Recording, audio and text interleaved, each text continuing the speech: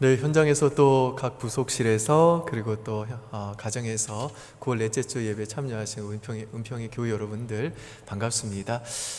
오늘 우리 현희순 권사님 통해서 또 은혜로운 찬양 우리가 들었고요. 하나님께서도 영광 받아 주신 줄 믿습니다. 우리의 약함을 늘 붙잡아 주시는 하나님께서 오늘 이 시간 우리에게 또 위로해 주시고 세임 주시고 다시 일어나게 하는 은혜 주실 줄 믿습니다.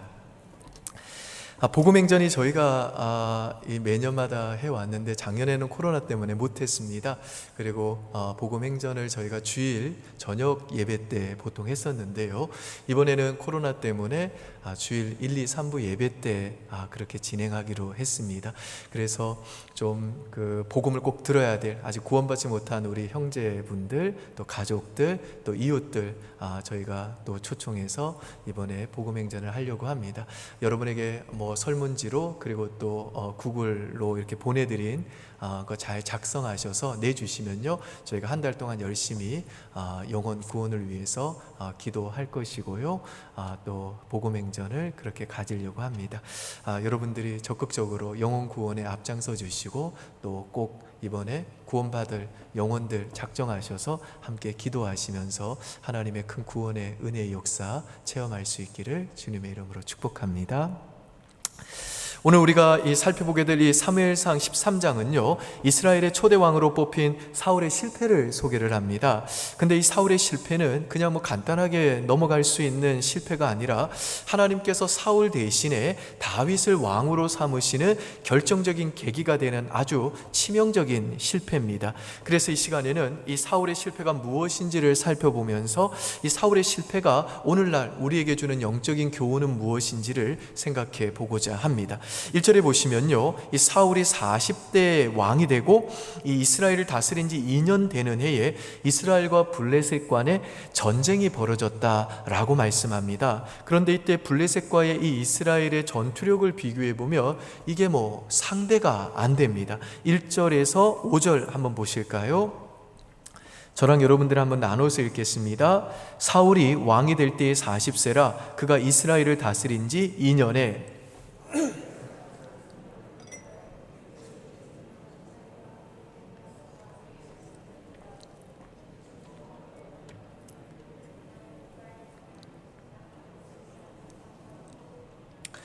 요나단이 게바에 있는 블레셋 사람의 수비대를 치매 블레셋 사람이 이를 들은지라 사울이 온 땅에 나팔을 불어 이르되 히브리 사람들은 들어라 하니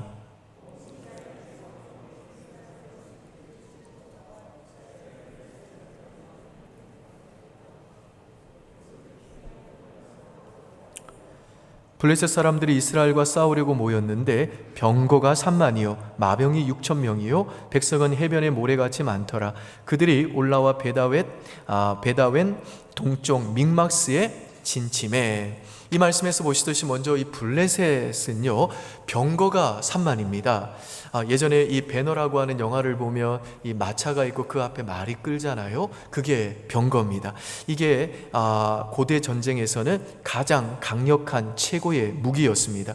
이 병거가 3만이라는 거죠. 거기에다가 마병은 6천이고요 군사의 숫자는 해변의 모래와 같이 많았다라고 기록되어 있습니다. 반면에 이스라엘 군대의 병사들은 3,000명이고 일반 백성들이 이제 사울이 불러가지고 좀 있었는데 이 일반 백성들의 숫자는 정확하게 얼마인지는 알 수가 없습니다. 아무튼 벌써 이 훈련받은 군사들의 숫자만 봐도 이스라엘은 엄청 열세인 거죠. 게다가 이스라엘의 군대의 무기도 아주 열악했습니다. 19절에서 23절 보실까요?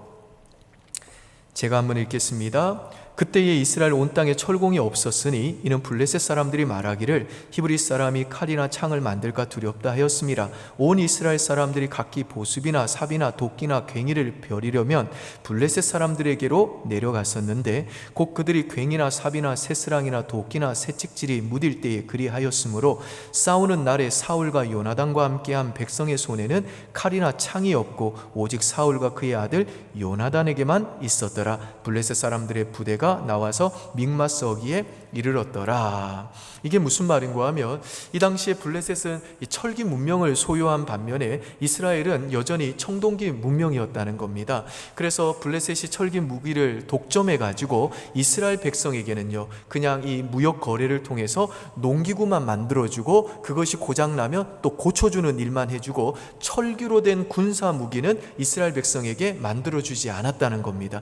그러다 보니까 이 당시에 이스라엘 군대에서 철기로 된 칼이나 창을 가지고 있는 사람은 사울 왕과 그의 아들 요나단 이 두 사람밖에 없었다는 겁니다. 그리고 이스라엘 백성은 이 블레셋과 전쟁을 하게 되면 삽이나 도끼나 괭이 같은 이 농기구를 무기로 삼아 철기 무기로 무장한 그 블레셋과 싸워야 했다는 말입니다. 그러니까 지금 이스라엘과 블레셋의 이 전투력만 비교해 본다면 이게 뭐 정말 계란으로 바위 치는 격처럼 상대가 안 되는 겁니다. 게다가 상황이 이렇다 보니까 이 전쟁에서는 그 군사들의 사기라는 것이 너무너무 중요한 것인데 이스라엘 백성의 사기도 완전히 바닥난 상태였습니다. 6절과 7절 보실까요? 같이 한번 읽습니다. 이스라엘 사람들이 위급함을 보고 절박하여 굴과 숲풀과 바위 틈과 은밀한 곳과 웅덩이에 숨으며 어떤 히브리 사람들은 요단을 건너 갓과 길르앗 땅으로 가되 사울은 아직 길갈에 있고 그를 따른 모든 백성은 떨더라. 그런데 이런 위기의 상황에서 이제 이스라엘 백성은 제사를 드리고 하나님을 믿는 믿음으로 이제 전쟁에 나가야 되는데 제사를 드리러 오기로 했던 사무엘 선지자는 오지를 않고 그 사이에 이 군인들이 탈영하는 일이 속출하게 됩니다. 그러니까 사울 왕 입장에서는 이게 너무 다급한 거죠. 그래서 사무엘을 통해 주신 하나님의 말씀을 어기고 자신이 직접 제사를 드리게 됩니다. 8절과 9절 보시죠. 같이 읽습니다. 사울은 사무엘이 정한 기한대로 이레 동안을 기다렸으나 사무엘이 길갈로 오지 아니하매 백성이 사울에게서 흩어지는지라 사울이 이르되 번제와 화목제물을 이리로 가져오라 하여 번제를 드렸더니 근데 사울 왕이 제사를 드리자마자 사무엘이 도착해요. 도착해서 사울 왕이 자기가 오기 전에 제사를 먼저 드린 것을 알게 된 이 사무엘은 왕이 지금 무슨 짓을 한 거냐, 어찌해서 왕이 직접 하나님 말씀 어기고 제사를 먼저 드린 거냐라고 아주 심각하게 묻습니다. 그러자 이 사울 왕이 뭐라고 대답하는지 10절에서 12절까지 보실까요?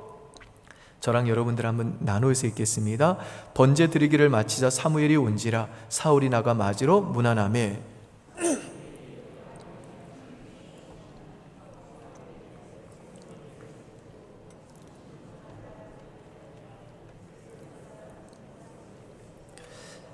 이에 내가 이르기를 블레셋 사람들이 나를 치러 길갈로 내려오겠거늘 내가 여호와께 은혜를 간구하지 못하였다 하고 부득이하여 번제를 드렸나이다 하니라. 여기 보시면 지금 이 사울은요 자신이 직접 제사를 드릴 수밖에 없었던 이유에 대해서 세 가지로 변명을 하죠. 첫째는 백성이 지금 내게서 흩어지고 있다는 것이고, 둘째는 당신이 정한 날에 오지 않았다는 것이고, 셋째는 지금 블레셋 사람들이 큰 군대를 모아가지고 나에게 지금 쳐들어오려고 하고 있다라고 하는 것입니다. 그래서 당장이라도 전쟁이 일어날 수 있기 때문에 하나님께 제사는 드려야 되겠고, 그래서 어쩔 수 없이 부득이하여 내가 직접 제사를 드린 것이다 라고 말씀을 한 겁니다. 사실 사무엘은 사울에게 약속한 대로 7일째 되는 날 딱 왔습니다. 따라서 사무엘이 약속을 지키지 않은 것은 아닙니다. 하지만 지금 사울의 이 변명을 우리가 들어보면 이게 그렇게 틀린 말이 아닙니다. 왜냐하면 누가 보더라도 지금 사울은 다급하고 위급한 위기 가운데 처해 있기 때문에 그렇습니다. 그런데 사무엘 선지자는요, 사울이 처한 그 위급하고 다급한 그 위기의 상황을 너그럽게 좀 이해해 주기보다는 사울 왕을 아주 호되게 책망하면서 왕이 이번에 하나님이 주신 그 명령을 지켰더라면 하나님이 그 왕의 나라를 영원히 세워주셨을 텐데 왕이 불순종했기 때문에 하나님이 이제는 왕 대신에 하나님 마음에 합한 자를 이스라엘의 지도자로 세우실 거다라고 하는 아주 충격적인 말을 사울에게 전합니다. 13절과 14절 보시죠. 제가 13절 읽을 테니 여러분 14절 읽어보십시오. 사무엘이 사울에게 이르되 왕이 망령되이 행하였도다. 왕이 왕의 하나님 여호와께서 왕에게 내리신 명령을 지키지 아니하였도다. 그리하였더라면 여호와께서 이스라엘 위에 왕의 나라를 영원히 세우셨을 것이거늘.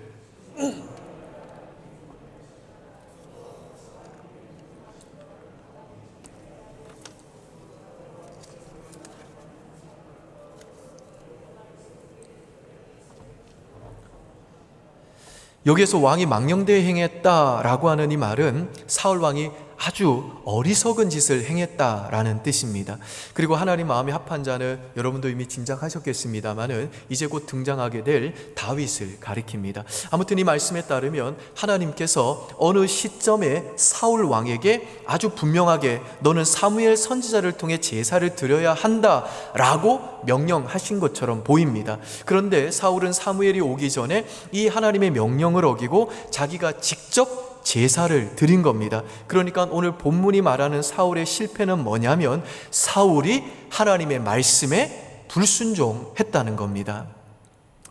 여러분, 제가 지난번에 말씀드린 대로 하나님께서 이 이스라엘 백성을 택하사 이스라엘 나라를 세우신 목적은 뭐냐면 이 이스라엘이 그들의 왕이신 하나님의 말씀에 순종함으로 그 주변 나라들에게 하나님을 보여주어 그 주변 나라 사람들도 하나님을 만나게 하고 그들도 구원의 복을 누리게 만드는 제사장 나라를 세우기 위해서였습니다. 그래서 이스라엘의 이 왕정 정치는 다른 주변 나라의 그 왕정 정치와는 한 가지 큰 차이점이 있는데요. 그게 뭔고 하니 이스라엘의 왕은 백성을 다스리기 전에 자신이 먼저 그 이스라엘의 진정한 왕이 되시는 하나님 말씀에 순종함으로 이스라엘은 인간 왕이 아니라 하나님이 왕으로 통치하고 다스리시는 하나님 나라라는 것을 주변 나라에 보여줘야 되는 사명, 이 사명을 이스라엘의 왕은 가지고 있는 겁니다. 그런데 사울 왕은 이 사건을 통해서 하나님 말씀에 순종하는 왕을 통해 그 이스라엘 나라가 하나님 통치가 이루어지는 하나님 나라가 되게 하시려는 그 하나님의 소원, 그 하나님의 목적, 그 하나님의 뜻을 이루는 일에는 전혀 관심이 없는 자였다라고 하는 사실을 보여준 겁니다. 그래서 하나님께서는 이 사울 대신에 하나님 목적대로 이제 이스라엘을 하나님이 다스리는 하나님 나라로 세울 하나님 마음에 합한 자인 다윗을 이스라엘의 지도자로 세우겠다라고 선언하신 겁니다. 자, 이게 여러분 오늘 이 본문의 내용인데요. 여러분들은 오늘 이 본문의 내용을 이야기를 들으시면서 어떤 느낌이 드셨습니까? 사울이 처한 이 현실이 지금 내가 처해 있는 이 전쟁과 같은 내 삶의 현실과 너무 비슷하기 때문에 내가 사울과 같은 입장이었더라도 나도 아마도 사울처럼 그랬겠다 싶어가지고 왠지 이 사울의 변명이 더 설득력 있게 다가오고 사울의 입장이 충분히 더 공감이 되지 않으십니까? 그리고 하나님은 마치 나를 위급하고 절박한 상황에 일부러 딱 몰아놓고는 몰래 숨어가지고 내가 어떻게 하나 보시다가 내가 잘못하고 실수하면 바로 그 순간에 책망하는 성질이 아주 고약하고 까탈스럽고 변덕스러운 하나님으로 느껴지지 않으십니까? 혹은 하나님께서 지금 사울에게 이 블레셋과의 전쟁에서 이길 수 있는 이 군사력과 같은 객관적인 능력, 이 무기들은 주시지 않으시고 당신의 말씀만 지키라고 요구하시는 아주 무책임하고 아주 비합리적인 분으로 생각이 들지 않으십니까? 그래서 지금 사울을 하나님 말씀을 어겼다고 책망하는 이 사무엘은 피도 눈물도 없는 아주 냉정하고 비인간적인 사람처럼 보이는 반면에 도리어 이 사울 왕은요, 괜히 짠해 보이고 괜히 치근해 보이고 괜히 불쌍해 보이지 않으십니까? 여러분, 우리도 그렇잖아요. 목사가 때로 사무엘처럼 하나님 말씀에 불순종한다고 성도들을 책망하면 뭐라고 이 성도들은 생각하는가 하면 목사님 말씀대로 살라고 하지 마세요. 목사님은 뭐 우리처럼 이 세상에 거친 상황이 있지 않으시니까 그렇게 말할 수 있겠습니다만 우리는 정말 매일매일 그야말로 전쟁터 같은 이 세상에서 내 생존만을 위하는 것이 아니라 내 정말 토끼 같은 새끼들을 위해서 정말 생존을 위해 치열하게 살고 있습니다. 그런데 이런 세상에서 말씀대로 살라고요? 세상과 타협하지 말라고요? 그래도 말씀과 예배의 우선순위를 두라고요? 그런 말 좀 하지 마십시오. 주일날 제발 책망하지 마세요. 우리도 힘들어요 라는 마음이 우리에게도 있잖아요. 그래서 지금 사울을 책망하는 이 사무엘 선지자보다는 사울 왕에게 더 동정이 가고 더 공감이 가잖아요. 게다가 지금 사울은요, 군사적으로도 열세인 상황에서 병사들마저도 이 탈영하는 일이 속출하니까 그래도 어떻게 해서든지 그 이스라엘 백성들을 붙잡아 보려고 너무나도 다급한 나머지 정말 부득이하여 하나님이 명하신 말씀을 어기고 자기 자신이 제사를 드린 건데, 아니 이게 뭐 하나님이 사울 왕을 버릴 정도로 그렇게 큰 죄인가? 하나님 너무하시네 라고 하는 이 마음이 드는 게 솔직한 우리 심정이잖아요. 여러분 그렇지 않나요? 이게 뭐 저만 느끼는 감정인가요? 여러분들 솔직히 그런 느낌이 드시죠?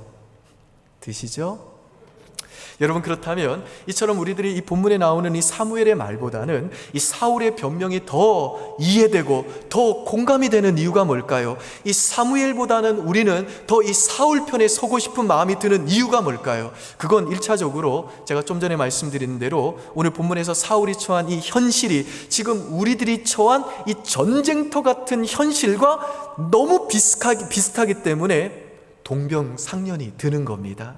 근데 사실 그건 표면적인 이유일 뿐이고, 우리에게 사무엘보다 사울이 더 공감이 되는 데에는 이 사무엘보다는 우리가 사울 편에 서고 싶은 더 근원적이고 더 중요한 이유가 있습니다. 그게 뭐냐면 우리들 안에도요, 사울처럼 지금 나에게 다급하고 위급한 현실적인 문제가 닥치면 내가 하나님을 내 인생의 주인으로 인정하고 그분을 내 인생의 첫자리에 두고 그분의 권위에 끝까지 복종하면서 그분의 말씀에 순종하는 것보다는 지금 나에게 닥친 내 현실적인 문제가 훨씬 더 중요해 라면서 언제든지 이런 내 현실의 문제 앞에서는 하나님 말씀에 불순종해도 돼, 이건 부득이한 상황이야 라고 하는 이 하나님의 말씀에 순종하는 것보다 내 현실의 문제를 더 중요하고 더 무게 있게 여기는 이 사울의 본성이 우리 안에도 존재하기 때문에 그런 겁니다. 그래서 우리는 이 사울의 책망보다는 사무엘의 이 변명이 사무엘의 이 책망보다는 사울의 이 변명이 더 공감이 되는 것이고, 사무엘보다는 사울 편에 서고 싶은 겁니다. 1993년도에 개봉한 은밀한 유혹이라는 영화가 있습니다. 데미 무어와 로버트 레드포드 그리고 우디 헤럴슨이 주연한 영화인데요, 이 영화에서 이 우디 헤럴슨과 데미 무어는요 정말 가난한 젊은 부부지만 서로 사랑해서 죽고 못 사는 그런 관계입니다. 그런데 이 두 사람은 이제 결혼해서 새 집을 장만을 했는데 안타깝게도 그만 주식이 폭락해가지고 모든 걸 잃어버리고 이제 라스베가스로 떠납니다. 근데 그곳에서 우연히 억만장자인 로버트 레드포드를 만나요. 근데 그날 그 로버트 레드포드가 이 젊은 부부에게 아주 은밀한 유혹을 제안합니다. 그 제안한 유혹이 뭐냐면 그 아내인 데미 무어와 자기가 하룻밤을 보내게 해주면 $100만 주겠다라고 하는 유혹이었습니다. 그러면서 이때 로버트 레드포드가 아주 인상적인 말을 하는데요, 그 말이 뭐냐면 $1 million lifetime of security, $1 million lifetime of security.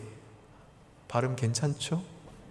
12억, 평생 안전보장. 그러니까 12억이면 평생 안정적 삶이 보장된다라는 거죠. 하룻밤은 금세 지나가지만 돈은 평생 남는다는 겁니다. 이게 뭐 1990년대의 영화니까 지금이라면 한 $500만, 한 60억 정도는 제안했을 거라 생각이 드는데요, 아무튼 정말 영화에나 있을 법한 그런 제안이죠. 근데 이 제안을 받고 이 젊은 부부가요 깊은 고민에 빠져요. 그리고 자신의 그 형편이 지금 너무너무 경제적으로 궁핍하고 힘들기 때문에 미래가 전혀 소망이 없어 보였기 때문에 결국은 이 제안을 받아들이고 여자가 그날 밤에 가서 그 억만장자와 하룻밤을 보내고 옵니다. 물론 남편도 동의를 한 겁니다.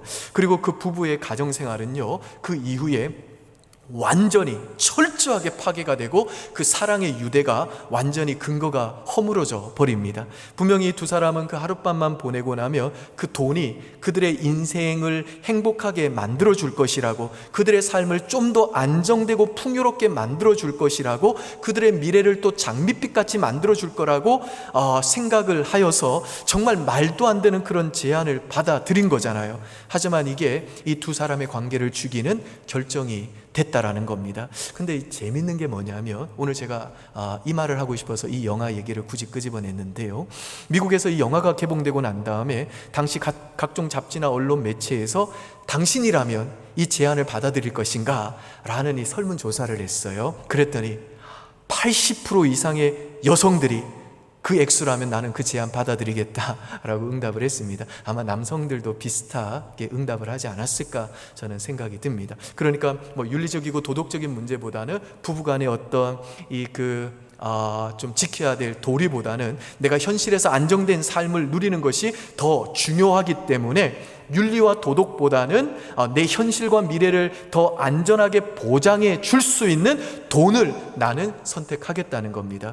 저는 여기 계신 우리 여성 자매님들은 뭐 수준이 그래도 있기 때문에 뭐 이런 제안을 받으면 당연히 노라고 응답하시면서 어머머 나를 어떻게 보고 뭐 이런 놈이 다 있어 이 미친놈 아니야 하고 기싸대기를 갈겨줄 거라고 믿습니다만은, 근데 여러분 사실 우리들도요, 이 돈이 우리의 이 라이프 시큐리티, 그러니까 우리의 인생과 미래를 안정적으로 보장해 준다고 철떡같이 믿기 때문에 돈에 굉장히 매여 사는 인생을 사는 것 같습니다. 1977년에 인디아나폴리스에서 어떤 부자 과부가 고독사를 했어요. 집안에 돈이 500만 달러가 있었대요. 따져보니까 60억 정도 되더라고요. 근데 가보니까 돈다발이 사방에 흩어져 있는 겁니다. 그리고 쓰레기통에도 심지어 돈이 막 몇십만 불이 들어 있었다고 그래요. 돈이 가득한 집에서 홀로 쓸쓸히 고독사 한 겁니다. 근데 이 소식을 듣고 초등학생들이 뭐라고 했냐면 참 불쌍하다 그랬대요. 고등학생들은 뭐라고 그랬을까요? 참 어리석다 그랬대요. 어른들은 뭐라고 그랬을까요? 아무 말도 안 하고 굉장히 부러워하는 눈빛으로 쳐다봤다고 합니다. 그 돈 나 좀 주지, 그런 마음으로. 그러니까 남의 재물이라도 좀 내게 됐으면 하는 마음이 있는 겁니다. 왜요? 돈이 그만큼 우리 현실적인 삶과 우리의 미래의 안전을 보장해 준다고 믿기 때문에 우리는 그만큼 돈에 굉장히 약하고 돈에 매여 산다는 겁니다. 그래서 이런 말이 있잖아요. 뭐 변기에 갑자기 100원 떨어져 봐요. 이거 뭐야? 하고 더러워서 그냥 물 내리잖아요. 그런데 만일에 남편이 화장실 그 변기에 빠졌다고 그러면 그냥 물 확 내린다고 그러잖아요. 부인들이 빠지면요, 남편들은요, 안면 몰수래요. 그냥 확 내려버린대요. 근데 10,000원짜리 빠지면 어때요? 안절부절하죠. 50,000원짜리 빠지면 어떻나요? 입수 준비하잖아요. 100,000원짜리 빠지면 어떻죠? 잠수 준비하죠. 우리가 그렇게 돈에 살고 죽고 돈 따라 그렇게 매이는 인생을 살고 있다라는 겁니다.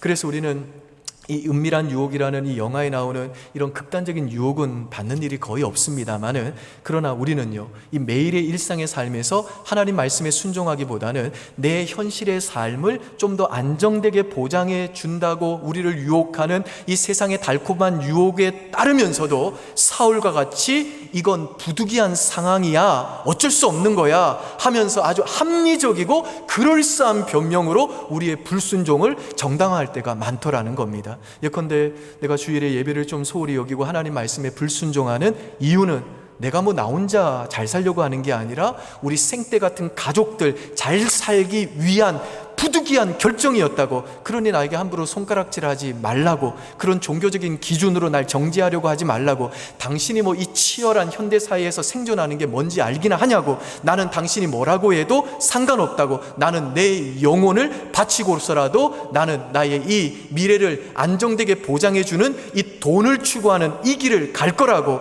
라고 말하는 경우가 의외로 많다라는 겁니다.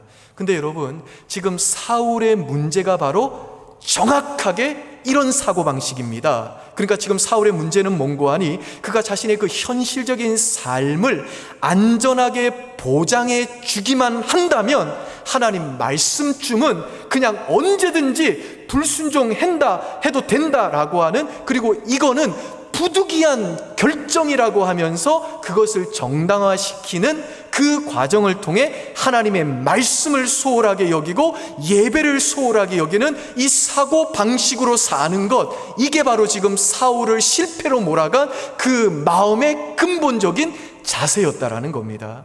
그리고 나무로 그 열매로 알리라고 하는 이 주님의 말씀처럼 사울의 이런 모습은요, 뭘 암시하는고 하면 사울은 정말 하나님을 진실로 사랑하고 경외하는 참된 신앙인이 아니라 하나님 말씀에 순종하기보다는 자신의 그 생명과 현실적인 그 안정과 풍요를 더 중요하게 여기고, 그것을 또 위해서라면 종교적인 행위를 통해 하나님마저도 이용할 수 있는 거듭나지 못한, 구원받지 못한 단순한 종교인이었다라고 하는 사실을 암시해 주는 대목인 겁니다.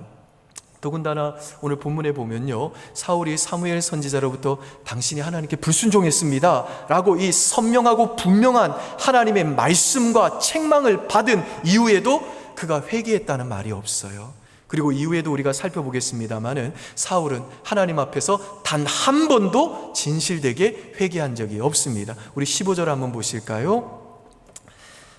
이 사무엘이 사울에게 그 죄를 지적하자 사울이 어떻게 했는고 보시죠. 15절 제가 읽겠습니다. 사무엘이 일어나 길갈에서 떠나 베냐민 기브아로 올라가니라. 사울이 자기와 함께한 백성의 수를 세어보니 600명 가량이라. 무슨 말이죠? 사울은요, 여전히 하나님이 아니라 자신의 그 인생과 미래를 책임을 져주고 그 안전을 보장해 주는 것은 하나님이 아니라 군사라고 생각한 겁니다. 그래서 그 군사의 숫자를 헤아렸다라는 거죠. 여러분, 우리 하나님은 어떤 분이시냐면, 우리가 아무리 똑같은 죄를 반복해서 지을지라도 우리가 하나님 앞에 나가 진심으로 죄를 회개하고 용서를 구하기만 하면 10번이든 100번이든 1000번이든 10,000번이든 언제나 우리를 용서하시는 하나님이십니다. 믿습니까 여러분? 아멘. 그러니까 이 사울의 실패는 뭐냐면, 그가 단지 하나님의 말씀에 불순종했다는 것이 아니라 그가 하나님께 불순종한 죄를 짓고도 하나님의 책망을 받았음에도 불구하고 끝까지 회개하기를 거부하고 고집스럽게 자기가 자신의 인생의 주인돼, 그래서 자신의 인생을 자기가 책임지려고 하는 그 길을 걸어갔다라는 겁니다. 그런 점에서 사실 하나님이 사울을 버린 게 아니라 사울이 하나님을 버리고 자신이 그 인생의 주인된 삶을 자원해서 고집스럽게 걸어간 겁니다. 자, 여러분, 그렇다면 다윗과 사울의 차이는 뭘까요? 다윗은 대체 어떤 면에서 하나님 마음에 합한 자였을까요? 제가 결론부터 말씀드리면 다윗은요, 하나님을 기다릴 줄 아는 사람이었어요. 시편 40편 1절 한번 보실까요? 여러분 한번 읽습니다. 시작.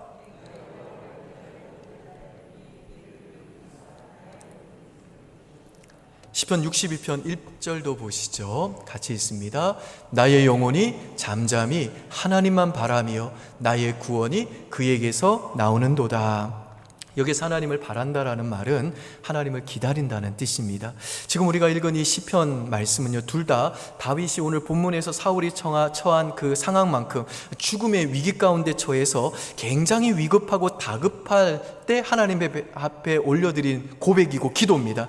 그러니까 다윗은 사울과는 달리 현실적으로 아무리 다급하고 위급한 상황일지라도 그의 인생과 미래를 책임지는 것은 경제력이나 군사력이 있는 것이 아니라 그의 도움과 방패가 되시는 하나님이심을 믿었기 때문에 그는 끝까지 하나님을 기다릴 줄 아는 사람이었다는 겁니다.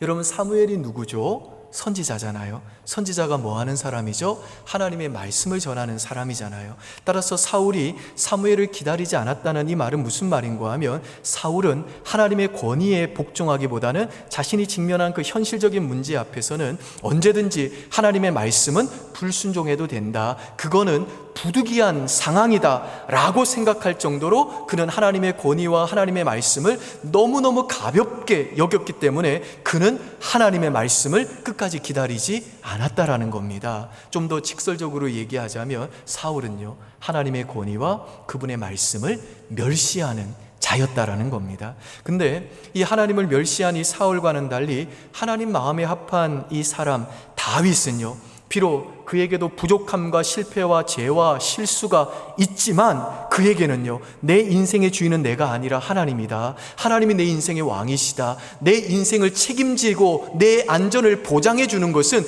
경제력과 군사력과 내 힘과 지혜가 아닌 나의 도움과 방패 되시는 하나님뿐이다 라고 하는 이 믿음이 있었기 때문에 그는 자신의 뜻을 따라 행하기보다는 언제나 하나님의 권위에 복종하기 위해 언제나 하나님과 그분의 말씀을 기다리는 자였다는 겁니다. 그리고 다윗은요, 이 일에 그가 실패했을 때에는 언제나 하나님 앞에 엎드려 회개했던 사람입니다. 그러니까 성경에서 하나님을 기다린다라고 할 때 이 말은 무슨 뜻인가 하면 그냥 정말 아무것도 하지 않고 할 것 없다고 눌러 있거나 아니면 내 감정을 누르고 눌러가지고 내 마음속에 불평이 생기고 이해할 수 없는 원망이 생겨도 그것을 누리고 아무것도 할 수 없는 자처럼 그냥 있거나 아니면 내가 괜찮은 사람인 것처럼 힘들어도 힘들다고 말하지 않고 아파도 아프다고 말하지 않고 내색하지 않는 것이 하나님을 기다리고 있는 모습이 아니라 오히려 하나님을 포기할 수 없기 때문에 나는 하나님 없이는 도저히 살 수 없는 사람이기 때문에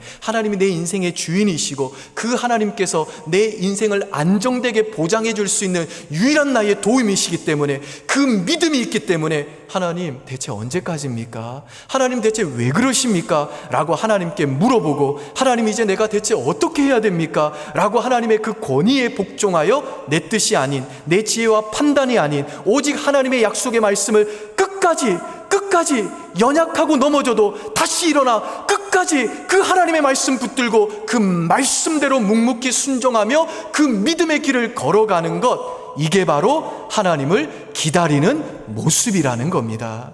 그리고 이처럼 하나님을 기다리는 자를 향해 우리 하나님은요, 그가 비록 여전히 불완전하고 여전히 죄짓고 실패하고 넘어지고 또 쓰러진다 할지라도 회개하기만 하면 다시 용서해 주시고 다시 새로운 기회를 주시고 비록 그에게 부족함과 못남과 연약함과 실패와 실수가 있다 할지라도 너는 내 마음에 합한 자야 라고 우리를 인정해 주신다는 겁니다.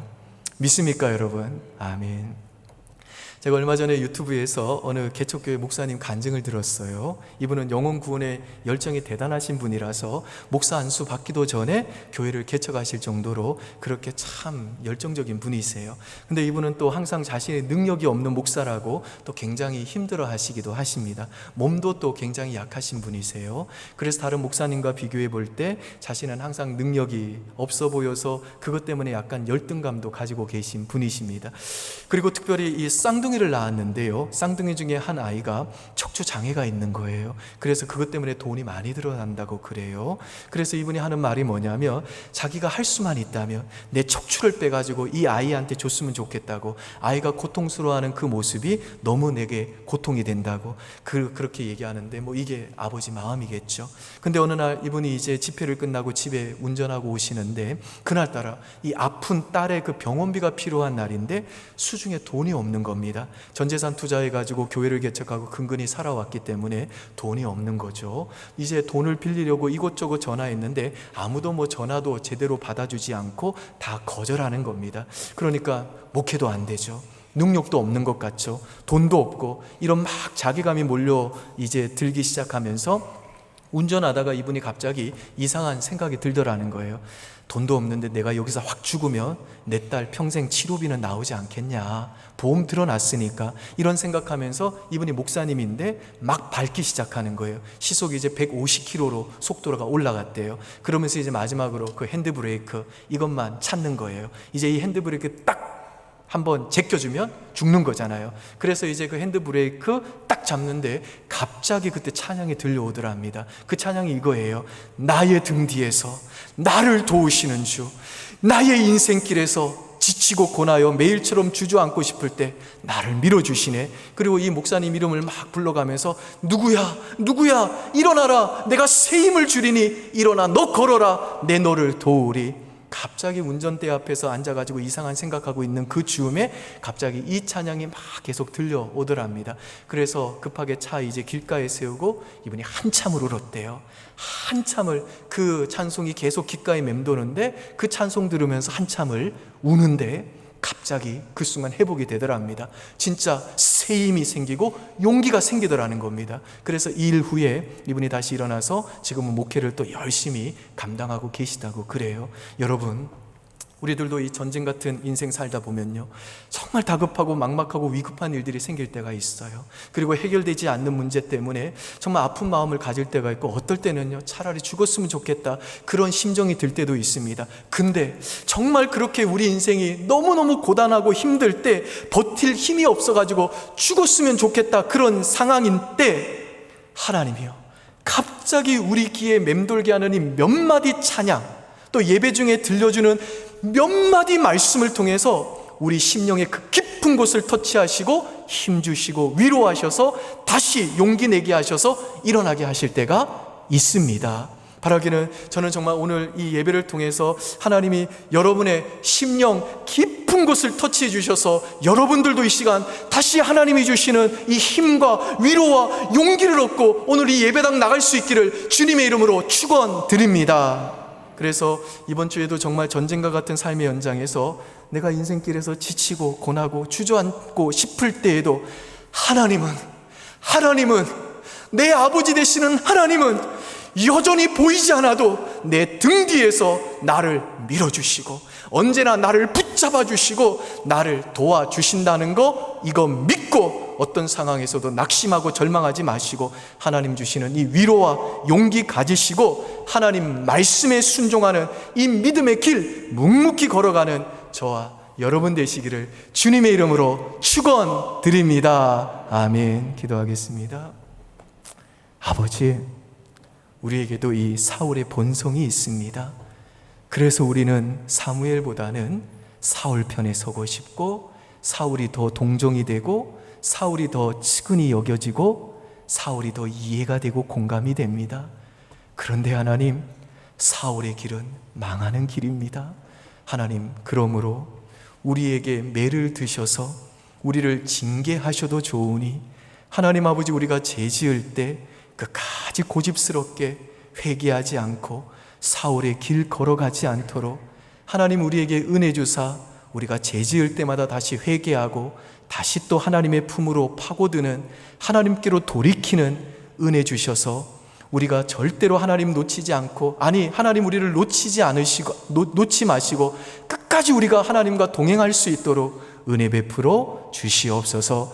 우리 사랑하는 성도들, 또 치열한 또 전쟁도 같은 삶의 현장에서 이번 한 주간 살아갈 때에 정말 그 인생길 지치고 고뇌서 주저앉고 싶을 때마다 하나님이 여전히 내 등 뒤에서 나의 좋은 아버지가 되사 나를 그 천지를 지으신 전능하신 능력의 손으로 밀어주시고 다시 일으켜주시고 도와주신다는 거 믿고 어떤 상황에서도 낙심하지 않게 하시고 절망하지 않게 하시고 하나님이 주시는 그 위로와 용기 가지고 다시 일어나게 하여 주시옵소서. 그래서 끝까지 하나님 말씀에 순종하는 그 믿음의 길, 쩔뚝쩔뚝 거리면서도 넘어진다 할지라도 다시 일어나 하나님 붙잡고 그 말씀에 순종하는 이 복되고 이 명예로운 하나님이 붙잡는 인생, 그 길을 걸어갈 수 있도록 은혜 내려 주시옵소서. 감사드리며 예수님 이름으로 기도합니다. 아멘.